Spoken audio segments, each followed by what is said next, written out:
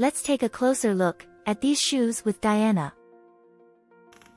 Hey there, let's take a closer look at these shoes I just received in the mail today from Amazon Vine.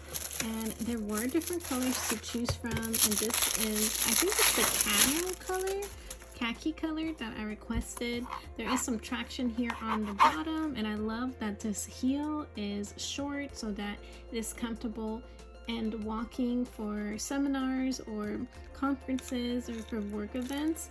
It does have this nice sort of leather-like finish. I don't believe that this is true leather, but it definitely looks like real leather. And it does have some nice accents right here in the front with the gold trim and the tan. There is some padding in the heel of the foot and the ball of the feet. So this is what they look like on. I would say that these are true to size.